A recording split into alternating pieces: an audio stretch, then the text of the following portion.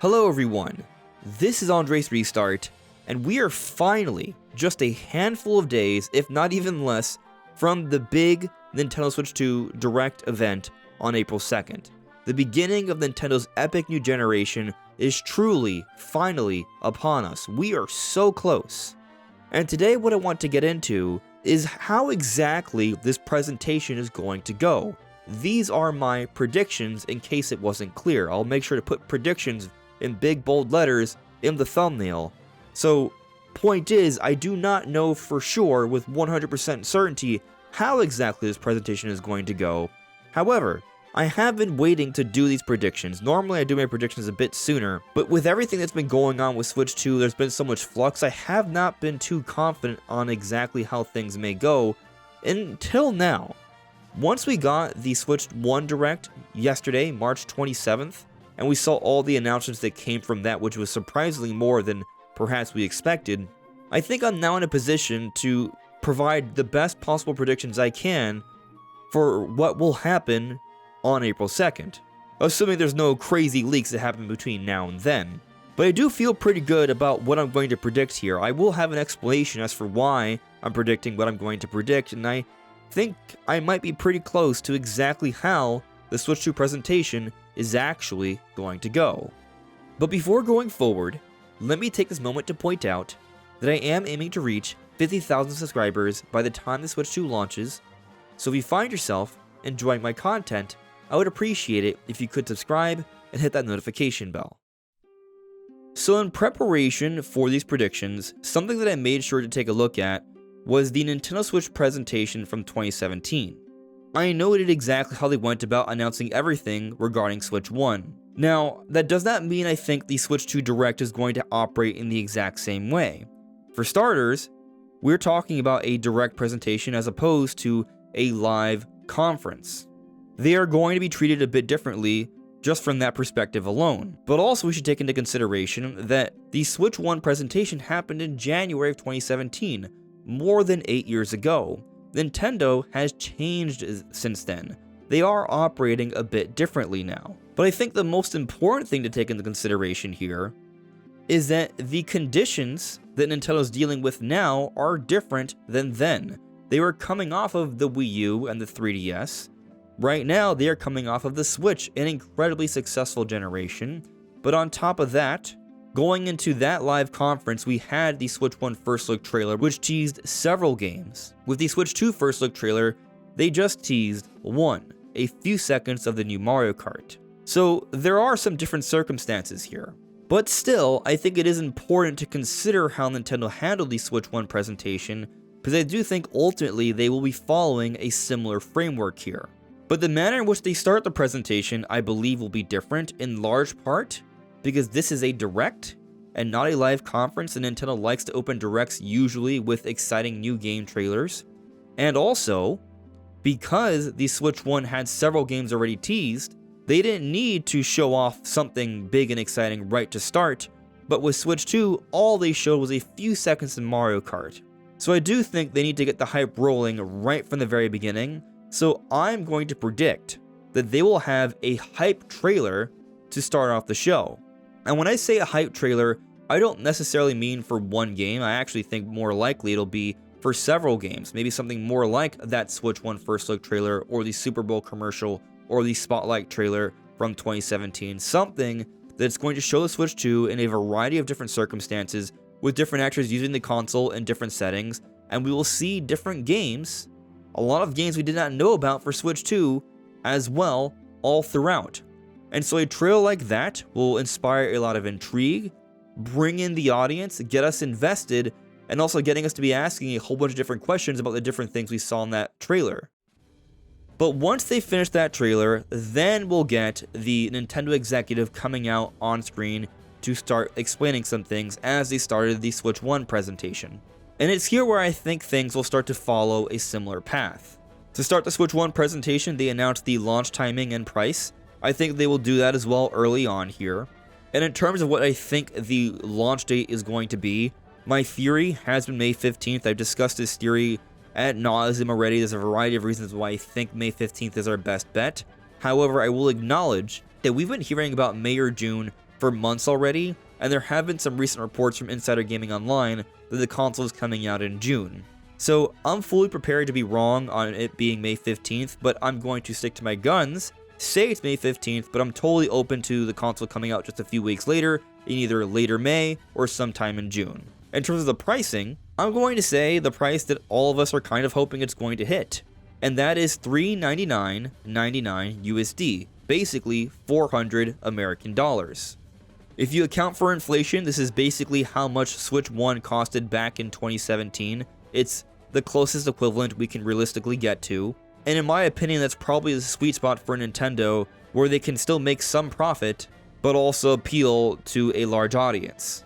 But another difference I think we'll see during this segment is that they will not be detailing their online stuff here. They did start talking about online stuff, but back then, Nintendo Switch Online wasn't up and running, so they had to say some things during this point. NSO is already up and running, so I don't think they will talk about it by this point in the presentation. Instead, what I think they will do is that after they announce launch day and pricing, I think they will announce that Treehouse footage is going to follow the event. And the reason I believe this is going to happen is because unlike Switch 1, where we already knew about Breath of the Wild and Mario Kart to some extent because Mario Kart 8 was already available on Wii U for years, and Breath of the Wild we had seen hours of gameplay from at E3, I think it will make more sense to really start giving us a lot more demonstrations of Switch 2 games immediately.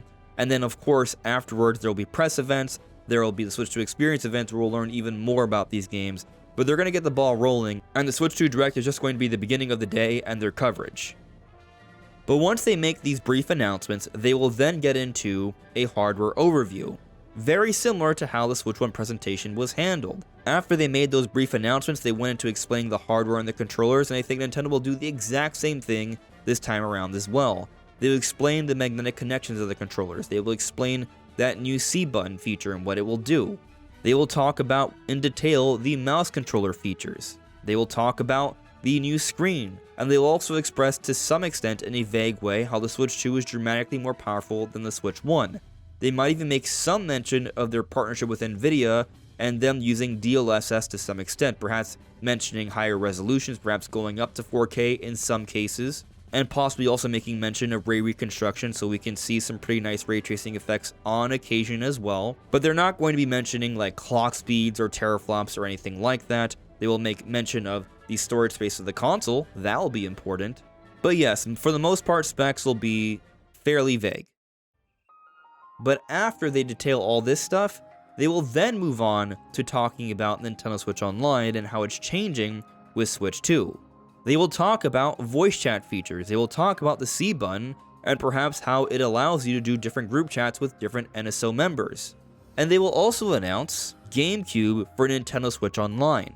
There was that FCC filing a couple weeks ago, and so I'm going to go on a limb and say that they will actually announce it during this presentation. And these GameCube games will be seeing some relatively nice enhancements. Yes, the resolution will be better, but I think they might be doing just a little bit more to improve them here.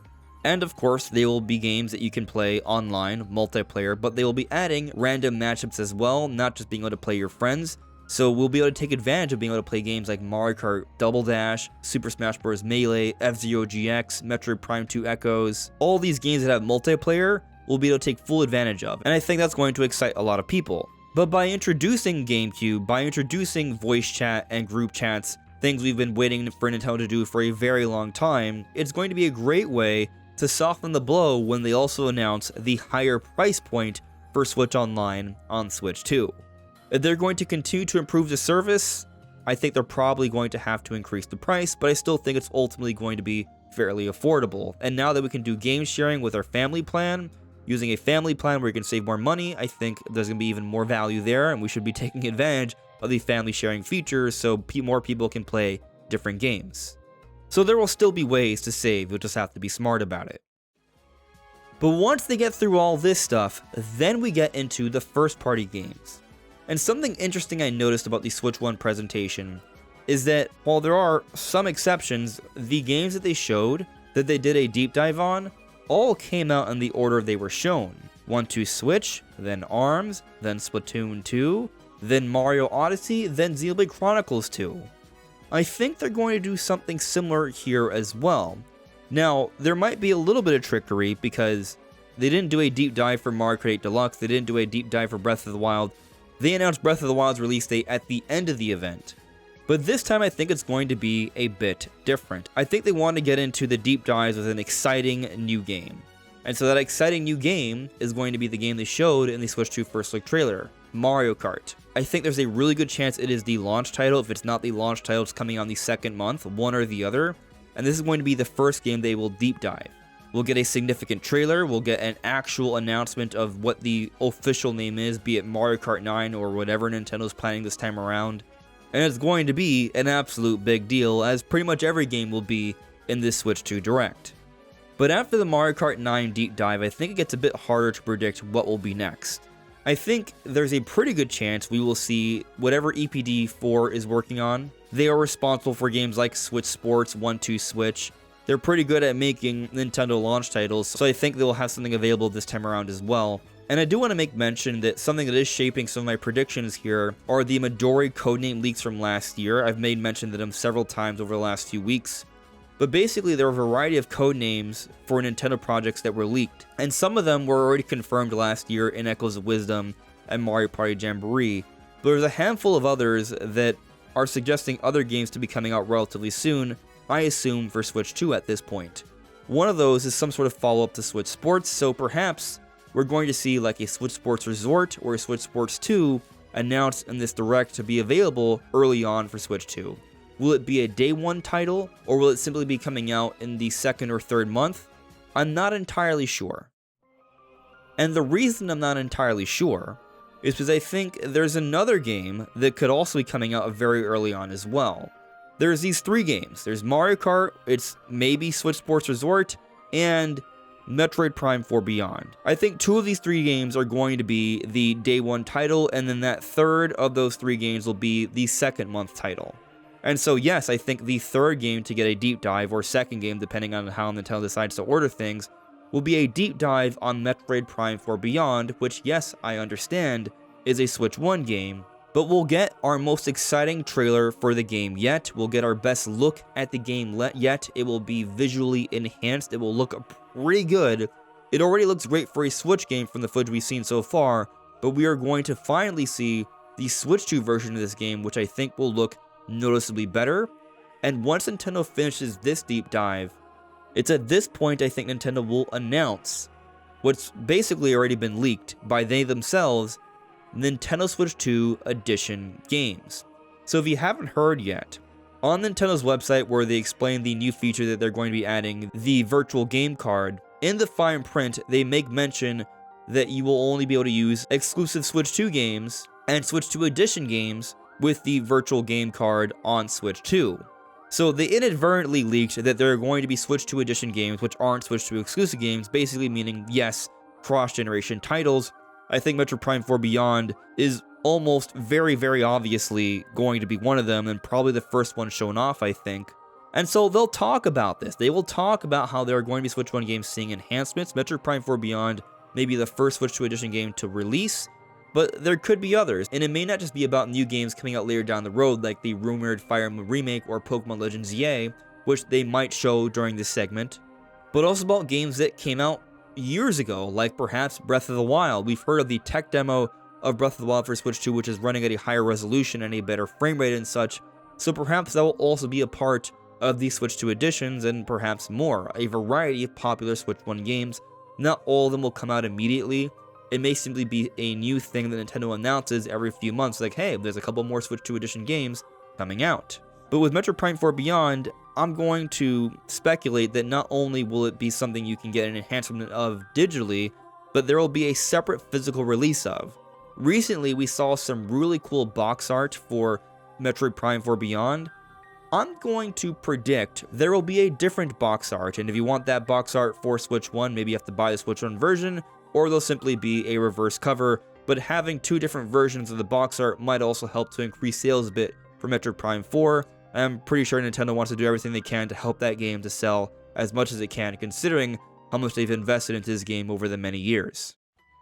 But once we get past the Switch 2 Editions segment, we will get into more different deep dives for first-party games coming out throughout the year on Switch 2. But this next prediction is a bit of a vague one. I'm just slotting in here surprise title. Now, one of the codename leaks is one for a title being made by Monolith Soft, Project Legacy. Now, the thing about Project Legacy, I would love it if this game is available in the first year of Switch 2, but Monolith Soft did just release Xenoblade Chronicles X Definitive Edition, so I'm not extremely confident in it showing up in this presentation. They can always announce it a few months later to come out sometime in 2026. Not everything is going to happen in this direct. There's a variety of projects that we won't see here that are probably still very far along, that we won't see announced until a direct later this year or early next year. So don't freak out if the game you're hoping to see on Switch 2 early on isn't announced in this presentation. This presentation is about that year one lineup, or rather most of the titles coming out in 2025 specifically. In other words, maybe there are some early 2026 titles that we won't see announced until later into the year. But regardless, I am betting there will be some sort of title that will surprise a lot of people. Maybe it's Project Legacy, maybe it's something else, like a new Donkey Kong game or a new Star Fox game. I feel like there's gotta be at least one revived IP or new IP that looks really cool, really exciting, and that's what I'm saving this spot for. Moving past that, I'm going to predict something that some people might be very excited about, others might be scratching their head at, and that's for Splatoon 4. This is another one of those games that was part of the codename leaks. I think Splatoon 4 is going to be part of the year one lineup for Switch 2, and so they will be doing a deep dive on this game. I understand the same EPT group is responsible for Animal Crossing, and it's been a longer time since we've gotten Animal Crossing, but I'll also say I think Nintendo is positioning things in a very intelligent way. We just got the announcement for Tomodachi Life, and I do think there's a fair bit of crossover between Animal Crossing fans and Tomodachi Life fans. So Tomodachi Life will help to satiate a lot of the Animal Crossing fans early on, and for sure there is an Animal Crossing game that's in the works, but with Splatoon, I think it's one of those things that Nintendo wants to have around in that first year, very similar to how with Splatoon 1, there was a 2-year turnaround. The game came out in 2015, then in 2017, Splatoon 2 launched with Switch 1 in that first year. But after Splatoon 4, that will be the end of the first-party Nintendo deep dives. They will then get into a variety of third-party announcements, very similar to how they handled things with the Switch 1 presentation. They first handled all their first-party deep dives, then they had a significant segment talking about different third-party games. I think the same will happen here. They will make announcements for a variety of games coming out early on for Switch 2 from big AAA companies, such as maybe Elden Ring, Final Fantasy VII Remake, Doom Dark Ages, maybe Monster Hunter Wilds, fingers crossed, Dragon Ball Sparking Zero. Those kinds of games I expect to see announced in the Switch 2 Direct, and honestly, the ones I listed I think all have really good chances. I'll even throw out one more, Red Dead Redemption 2, and actually one more beyond that, Oblivion Remake. But after several minutes talking about different third-party games, we will then see a segment where Eiji Aonuma, or Hidemaru Fujibayashi, will come out and talk a little bit about The Legend of Zelda. I've talked about in the past how Zelda's always involved early on with every Nintendo generation, be it a tech demo or a launch title, and maybe they can get away with just a Switch 2 edition of Breath of the Wild, but I feel like there's gotta be a little bit more. Maybe we get a trailer, maybe we get a teaser, that would be the most hype, but I would be okay with them simply saying that the next Zelda game is in development for Nintendo Switch 2. Of course, if they do take the time to say something like that, I feel like they're going to need to have something to show, so maybe that's just the enhanced version of Breath of the Wild. Maybe it's just that. Maybe it's a teaser for a remake coming for the 40th anniversary. Maybe it's a teaser of the actual next new 3D Zelda, even though we're less than 2 years removed from Tears of the Kingdom. Something along those lines I think will be there. Nothing super major, but something to excite us. And to close the Nintendo Switch 2 Direct, Nintendo will tease their holiday title. And that will be 3D Mario. We will get a trailer, not a long one, but enough to show us a great glimpse at this game that's coming out later this year. And it is going to look absolutely magnificent. It's going to have us begging for more. It will not be part of the Treehouse event. We will not see it in the Switch 2 Experience event. The games we will see will be part of the deep dives we discussed earlier in this video. And to explain my reasoning here, it's basically because we already know that Mario Kart seems like a likely early title given that they showed it off in the first look trailer. So with a big Mario game already coming out early on, Nintendo will likely save 3D Mario for a bit later, but given the history of 3D Mario being involved in that first year for every next generation console, a holiday release seems like a pretty safe prediction.